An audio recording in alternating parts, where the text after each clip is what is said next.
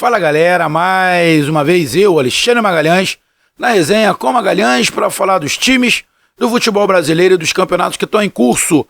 Brasileirão 2024, Série A, sexta rodada. E nessa rodada de Dia das Mães, né, domingão, de Dia das Mães, que aí eu quero vir aqui desejar rapidamente que todas as mães tenham tido um grande dia, apesar que Dia das Mães, essas datas são datas comerciais, que é bom para o comércio, obviamente, a gente não está aqui para falar contra, o comércio precisa vender, precisa gerar, né, dar emprego, mas é uma data comercial, porque Dia das Mães é todos os dias, as verdadeiras mães. E aí mãe não é aquela só que pare, não, porque tem muitas que parem que não são mães. Tem algumas que parem e o objetivo é só o trabalho, o filho fica com a babá e a mamãe só dá presente e acha que está educando. Tem aquelas que largam as crianças na lata de lixo. E dentre outros. Então o fato de parir não necessariamente foi mãe, né? Então eu desejo a todas as mães, de todas as formas que fizeram ser mães. Então desejo a todas os meus parabéns. Mas a gente sabe que tem algumas mães em especial para todos nós. Nossa mãe, nossa avó, no meu caso a minha esposa, a minha filha. E esse ano em especial, além dessas, a gente tem que mandar uma força muito grande para todas as mães do Rio Grande do Sul que estão passando por um momento muito complicado. Muitas não têm o que comemorar, como comemorar e nem onde comemorar. Então,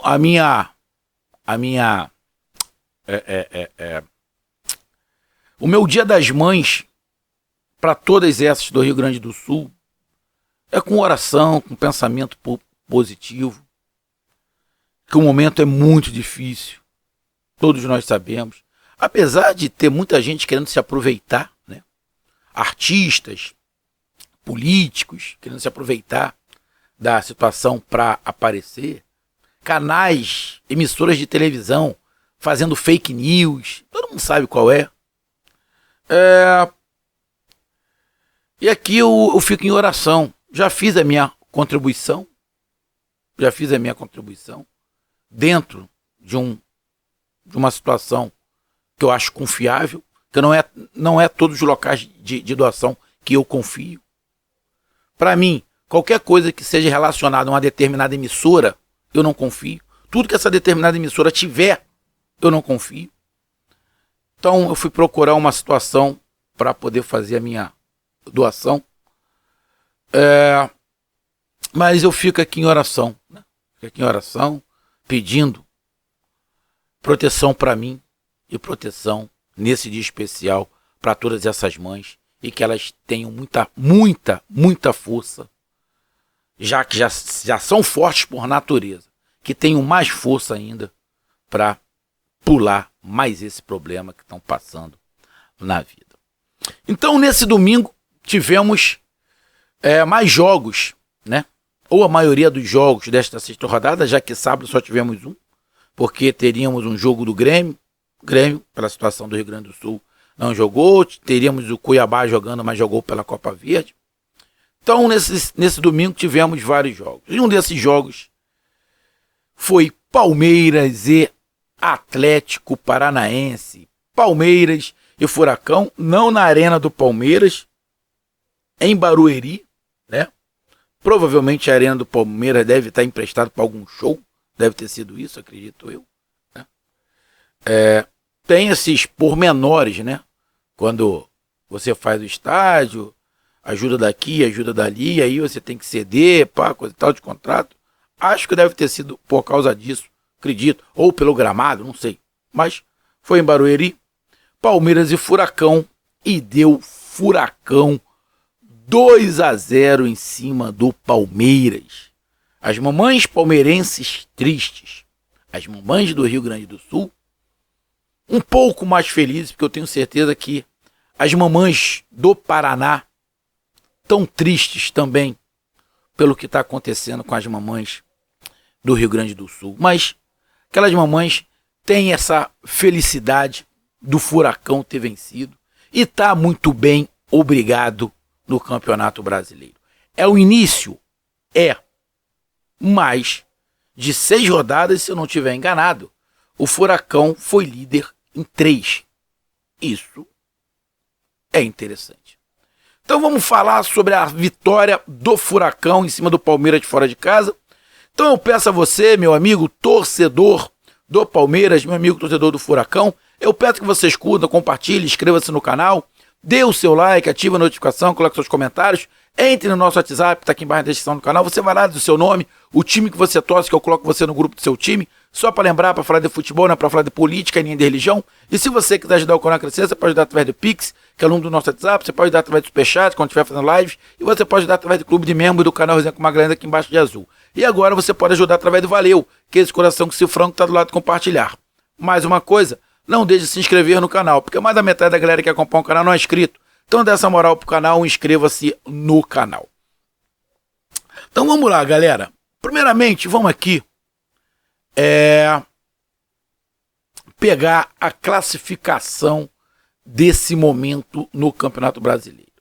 Ainda teremos mais jogos, 6h30, teremos jogos, temos jogos na segunda-feira, ou um jogo na segunda-feira, mas nesse momento, o Atlético Paranaense é o líder, com 13 pontos. O único time que pode chegar aos mesmos 13 pontos do Atlético Paranaense é o Bahia, que vai jogar contra o Bragantino. O Bahia pode chegar aos 13 pontos, ficar com 4 vitórias, 4 triunfos, igual o Atlético Paranaense, mas no saldo de gols, o Bahia vai ter que golear. O Bahia vai ter que golear para tirar a primeira colocação do Atlético Paranaense. Então a probabilidade do Atlético Paranaense terminar a rodada na primeira colocação é muito grande. Então o resultado fora de casa para o Furacão foi gigantesco. Não só o resultado, a gente vai falar lá na frente. Não foi aquele jogo, esse jogo que valeu foi só o resultado. Não. Esse jogo não foi só o resultado que valeu. Esse jogo valeu no seu todo. E o Palmeiras está ali, neste momento, na 8ª colocação. O São Paulo vai jogar, na segunda-feira. O São Paulo pode ultrapassar. O Inter não vai jogar, por todos os motivos que a gente já sabe. Então não pode passar o Palmeiras. O Fortaleza já jogou e ficou com 7 pontos. O Grêmio poderia chegar a 9, mas também não jogou. E o Criciúma, que poderia também passar, também não jogou. Igual o Juventude, que também não pode jogar. E o Corinthians, que poderia chegar aos 8 pontos, perdeu para o Flamengo. Ou seja, ainda tem o Fluminense, que joga contra o São Paulo, que pode chegar a 8 pontos e ficar com o mesmo número de pontos do Palmeiras. Porém, tem um saldo de gols aí a tirar. Ou seja, o Palmeiras perde, mas não vai perder muita posição. Se perder, vai perder uma para o São Paulo. E não vai perder mais, porque o Inter não jogou. Fortaleza já jogou. Grêmio não jogou. Criciúma não jogou. Juventude não jogou. Corinthians jogou e perdeu. E tem o Fluminense. Ou seja, perdeu, mas não vai cair tanto. Só que sai daquele G6, zona de classificação para Libertadores. Então o resultado para o Palmeiras foi ruim de tudo. De tudo. Estatísticas. Palmeiras, 23 chutes. Furacão, 11. Palmeiras chutou 5 em direção ao gol. O Furacão, 6. Então vamos lá. O Palmeiras chutou 23. Apenas 5 em direção ao gol. O Furacão, 11. 6 em direção ao gol. Ou seja, dos chutes do Furacão, mais da metade foi em direção ao gol. Tivemos os 2 goleiros tendo boas atuações. Os 2, por coincidência, O Everton era do Atlético Paranaense, foi pro Palmeiras, o Bento, goleiro de seleção, o Everton também já foi de seleção, 2 goleiraços, e os 2 goleiros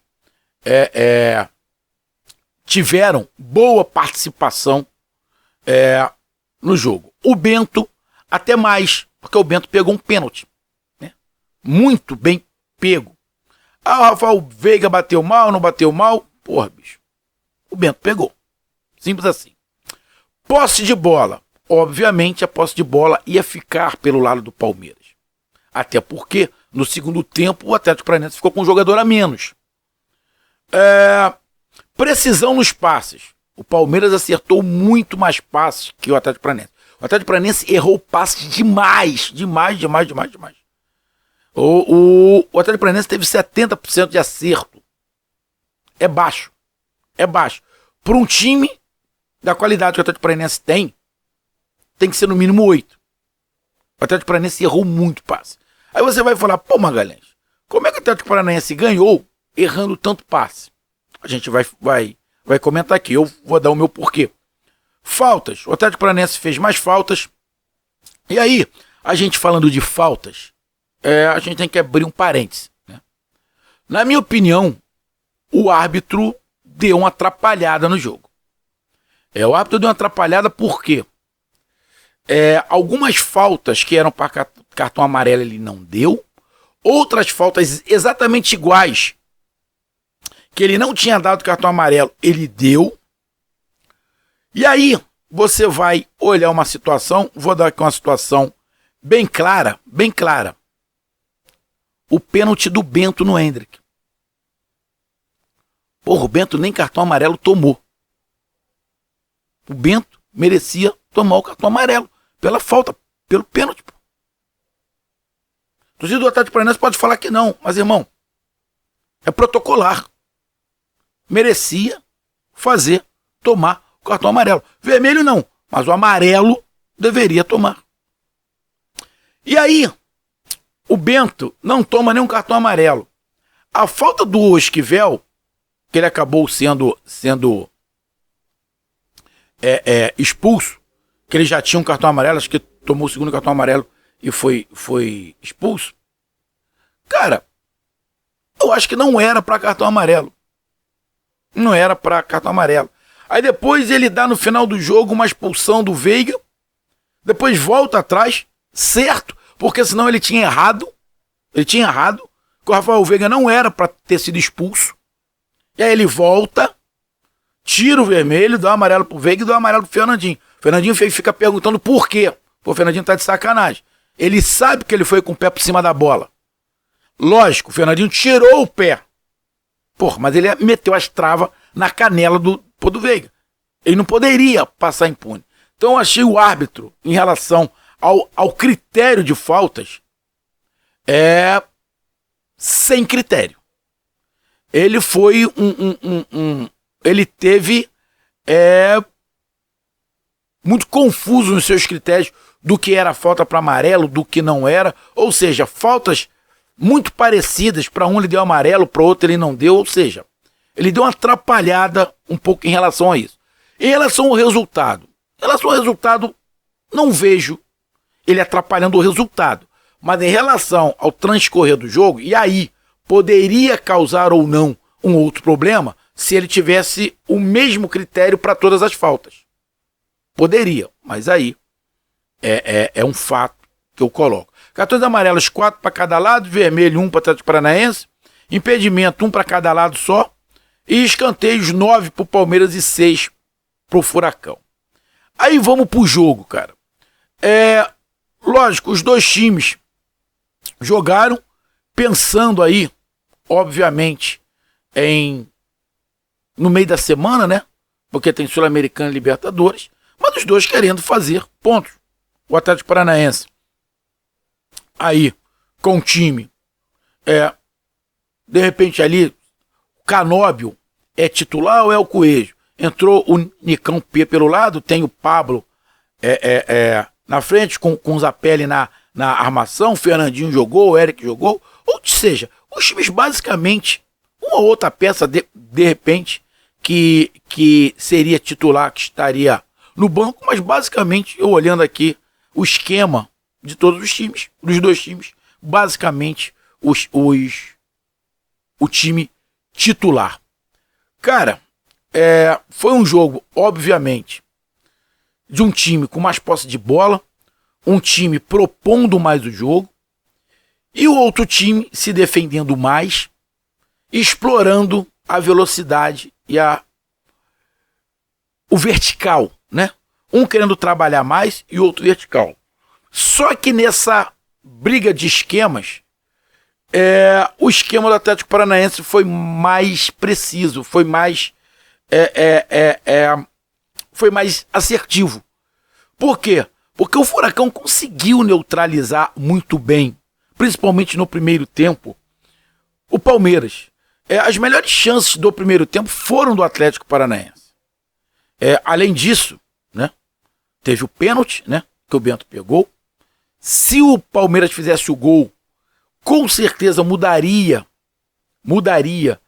o cenário, porque aí o Palmeiras iria abrir o placar, o Palmeiras iria fazer 1-0, o Atlético Paranaense ia ter que sair do formato de jogo que estava tendo e se expor um pouquinho mais, aí ia dar o contra-ataque pro Palmeiras, que tinha dois jogadores de rápidos, o Rony e o garoto, rapaz, agora me fugiu aqui, não. O Estevão, já iam explorar muito bem essa velocidade com o Hendrick. O meio-campo do Palmeiras não estava conseguindo jogar, o Rafael Veiga não fez uma boa partida de novo, o Hendrick estava voltando demais para poder buscar, porque estava encurralado ali entre os volantes do Furacão e a defesa do Furacão, então ele estava tendo que sair muito da área para poder participar do jogo. Então, taticamente, no primeiro tempo, o Furacão conseguiu anular o Palmeiras, conseguiu criar oportunidades